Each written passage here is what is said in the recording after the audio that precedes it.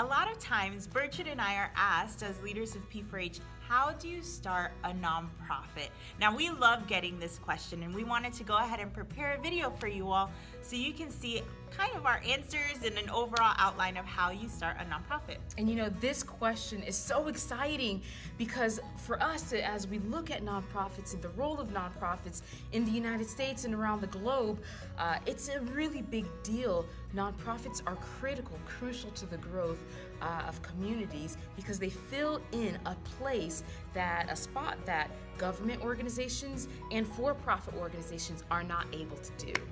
So we're really excited to talk with you and dive deep into this question of how do I start a nonprofit? So number one, the basis for you starting the nonprofit is research. First step, research. You've got to become an expert on the problem you're trying to solve. Now, a nonprofit is really cool because a nonprofit in essence is saying, there's an issue in this world and I want to bring about a solution to solve this issue. So in order for you to really get into that realm, you've got to find out what the issue is.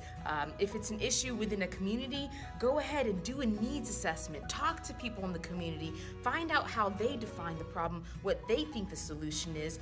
Understand the demographics, the culture, the history behind this big issue that you're trying to solve.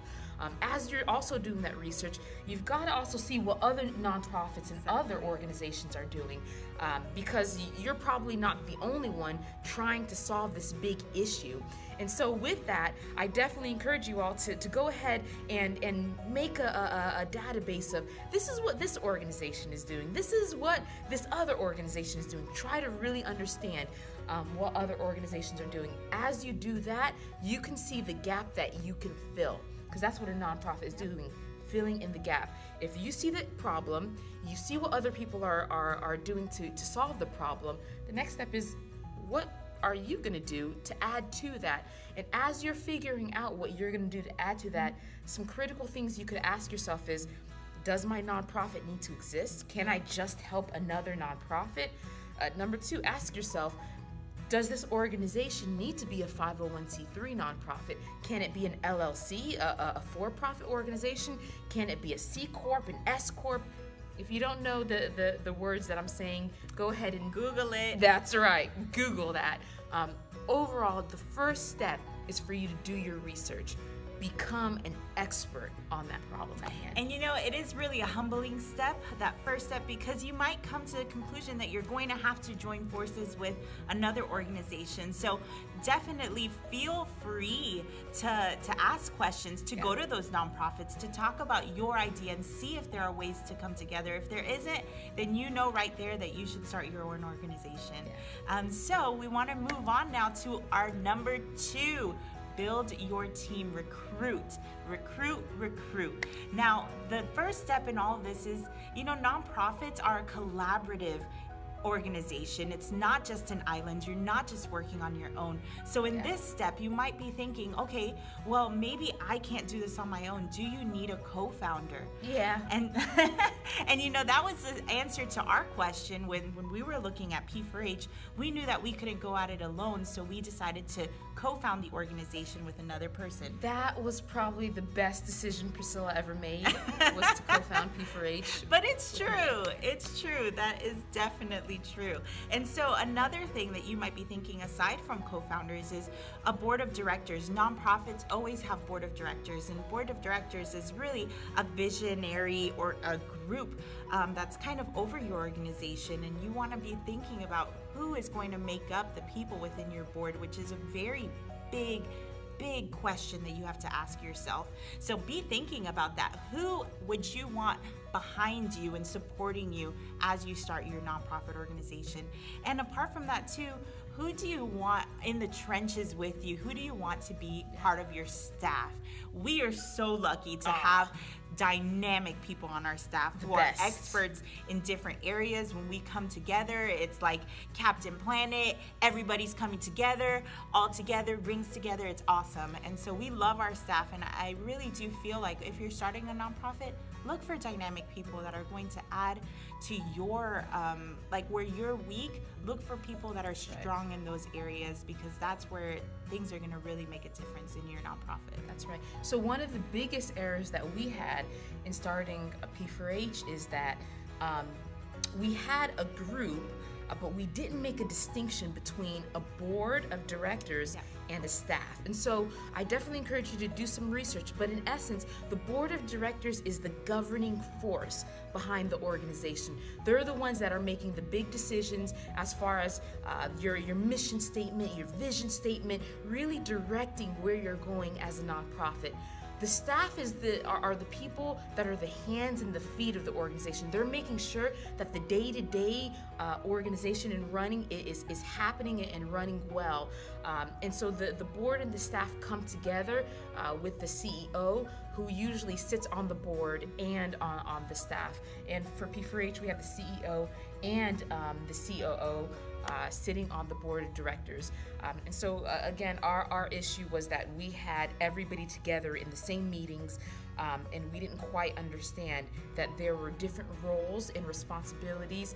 The board of directors, for example, has fiduciary responsibilities, financially making sure the organization is staying afloat, and the staff is doing everything else. Yeah, so it's really important to have those people in your corner and with you on this journey, because it really is a journey. So we had number one, which was research. We had number two step, which is recruit. The third step is to apply. Go ahead and fill out your forms. So there are a couple of different forms that you're going to have to fill out.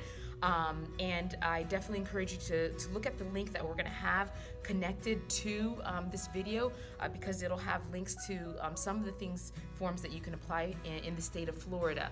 But number one, it begins with you applying as a business, a non-for-profit business in the state of Florida. That's sunbiz.org. I believe that costs $75 or $100.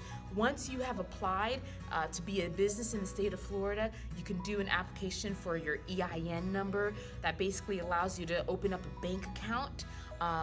From there, you do this big form, which is called the 1023.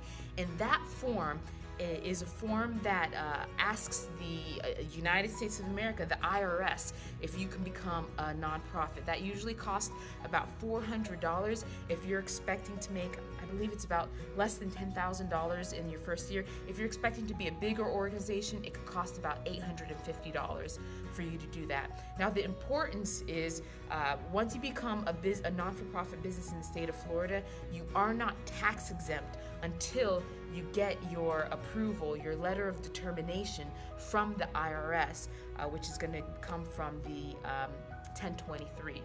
After you finish your 1023, it's not finished yet. You still have to do a couple of other applications.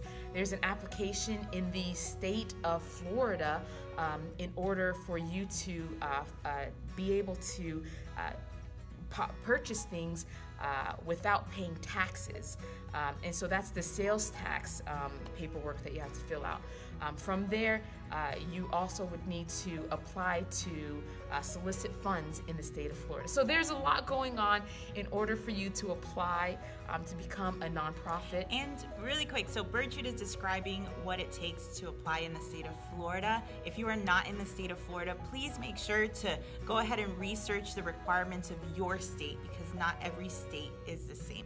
And I will have to say that with you applying to become a business in the state of Florida, you will need to have at least 3 individuals on your board of directors. And so again, that is step number 3, apply. And step number 4 is hustle. Go ahead and start doing work. So that means everything that you've researched, everything that you've planned out with your board, you're going to want to create a strategic plan. You're going to want to start from the beginning and look at your overall goal and work backwards from your overall goal to see what it is that your nonprofit's going to be doing. What are you going to be focusing on? What are those tasks? What are those goals the first year, the second year, the 5th year, 10 years down the road? What do you want your nonprofit to look like? You're gonna wanna start designing your programs, designing your plan of actions. So that's, again, this teamwork that happens with your staff. That's why the picking the people, your partners who are alongside of you is so important, because when you start doing work, you're gonna want those great people alongside of you. So definitely hustle. You know, it's going to be long nights trying to figure out what it is that you're doing. You're going to have long nights connecting, building your networks, talking to people, fundraising. Fundraising is a huge part of nonprofit work, so definitely focus on that. And on that note of fundraising, over 70% of nonprofits that begin shut down within the first 5 years. For the 30% of nonprofits that actually go forward, majority of them are struggling financially. And so there's a saying that says realtors are always talking about location, location, location.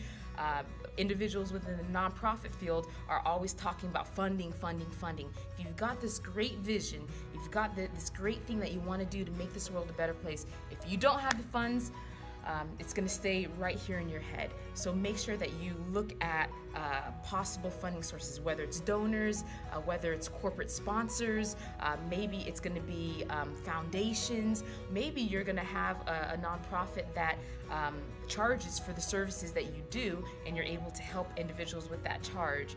Go ahead and think creatively, think out of the box in order to really find out how you're going to fund this incredible idea that you have that's going to change the world. It is. And also another point with hustling, you're going to want to make sure that you're still compliant with all those forms that you filled out. So annual paperwork that you'll have to fill out, be mindful of those things as well. Definitely, because the 1023, for example, you fill it out, but every year you have to let the IRS know what's going on.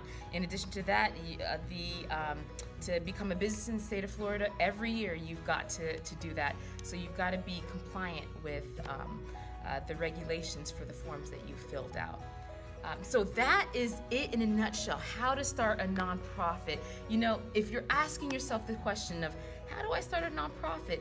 That is such a beautiful, exciting thing, because it means that you have an idea that might change this world. So we encourage you to really go forward with that idea, put the work forward, because you're going to change lives with this great idea. And if you have any more questions, go ahead and leave a comment below, and we'll be sure to reply as soon as we can.